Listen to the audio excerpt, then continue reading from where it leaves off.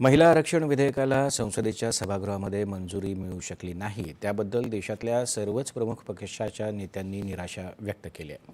हे विधेयक नामंजूर करून विरोधी पक्षांनी राष्ट्राचा मोठा अपमान केला आहे, अशी प्रतिक्रिया आंध्र प्रदेशाचे मुख्यमंत्री एन चंद्रबाबू नायडू यांनी दिली आहे. 2026 नंतरच्या जनगणनेमुळे केवळ लोकसंख्येच्या आधारावर जागांची फेररचना होणार होती आणि त्यामुळे दक्षिण, ईशान्य आणि लहान राज्यांमधील संसदेमधील जागांमध्ये मोठ्या प्रमाणावर घट होणार होती. मात्र राष्ट्रीय लोकशाही आघाडी सरकारनं संघीय समतोल साधला, दक्षिण, ईशान्य आणि लहान राज्यांमधील लोकांचं म्हणणं ऐकलं आणि महिलांकरता 33% आरक्षणाची खात्री दिली. मात्र दीर्घकालीन राष्ट्रीय हितापेक्षाही राजकीय अजेंडा वरचढ ठरला, हे दुर्दैवी आहे.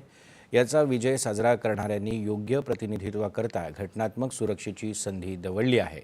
त्यांनी याचं सिंहावलोकन करावं, असं आवाहन नायडू यांनी केलं.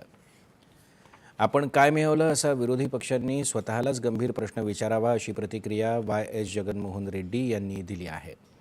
वास्तव हे आहे की महिला आरक्षण विधेयक लांबणीवर पडलंय. यामुळे ना महिलांना न्याय मिळाला, ना दक्षिणेतल्या राज्यांना. 2026ची जनगणना आली असती तर दक्षिणेकडील राज्यांकरता परिस्थिती अधिक गंभीर झाली असती आणि कुटुंब नियोजनासारख्या मुद्द्यावर शिस्तबद्ध असल्याची शिक्षा मिळाली असती, असं रेड्डी यांनी म्हटलंय.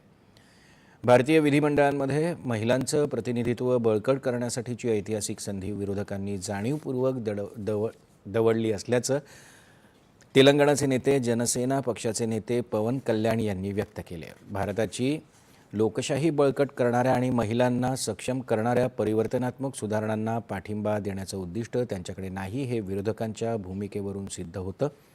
महिला आरक्षणाला विरोध करून त्यांनी राष्ट्रीय प्रगतीपेक्षा राजकीय गणितांना पुन्हा एकदा अधिक महत्त्व दिलं.